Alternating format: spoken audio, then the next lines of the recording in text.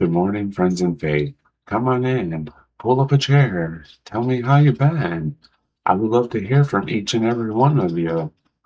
The devotional that I have today is called Waiting Well. Now let's get right into this. Waiting can be hard. Most of us would prefer quick, effective, and when possible, instant results and answers. But waiting is part of life. We must wait for seeds to grow into food, for one season to fade into the next, for babies to mature into adults, and for trees to stand tall enough to finally offer shade. Like it, it or not, waiting takes patience. We can wait days, months, years, or even decades for prayer to be answered, for an overdue apology, for the timing to be right, or for a dream to finally come past. Waiting requires courage. King David lived nearly 3,000 years ago, but he knew what it meant to wait for God's timing. To wait to be king, to wait to be rescued from his enemies, he wrote, "Wait patiently for the Lord, be brave and courage." Yes, wait patiently for the Lord. Psalms 27:14. If David thought waiting on God was important enough to write it twice in one verse, he should probably pay attention. But waiting patiently for the Lord isn't an excuse to do nothing. We can proactively wait on God by staying in communication with Him, by looking for His fingerprints in ordinary moments, by reading about His story and His plans in His Word, by worshiping Him no matter what's happening across the globe, by serving the people both inside and outside of our circles, and by thanking Him for the gifts He already given us. Just because a specific door isn't opening or a particular opportunity isn't available at this moment doesn't mean that God isn't moving. Even when we are waiting, God is working. Noah spent decades building an ark as he waited for God to do what he said.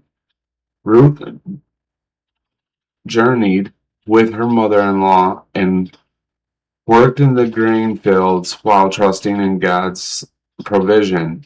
After her husband's death, Joseph stayed faithful in prison for several years before this promotion to second commander of Egypt. John trusted God's ultimate will for his life and wrote several books of the New Testament while sentenced to exile on the island of Patmos.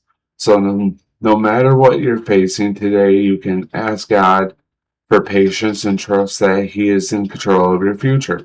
No matter what uncertainty lies before you, when you rely on the Lord, you can be someone who waits well. So, no matter what we're facing or anything, we just want to always remember that we got to be patient because God's time is perfection. And no matter what we're facing, he may seem like he's not listening or he's distant from us, but he's always stirring the pie. He's always working. Even when we don't see it, he's working. And we always have to remember that we may not get our answers right away when talking to God, but eventually we're going to get our answer. It may not be in the way that we're expecting or any of that, but he's always working and he's always there listening to us each and every day. So we just gotta learn to retrain our minds to be patient and stuff. Anyway, this is my devotional for today. I hope it has encouraged you some sort of way. If it has, please leave a like on today's video. Share this video to your timeline because there may be someone just waiting to hear this devotional and waiting to hear from God, and you may be the only opportunity they get to see this video. So please share this video to your friends and family, to your timeline. Share it to even your cats and dogs if they have a way of watching. Anyway, this is my devotional for today. I hope it has blessed you in some sort of way.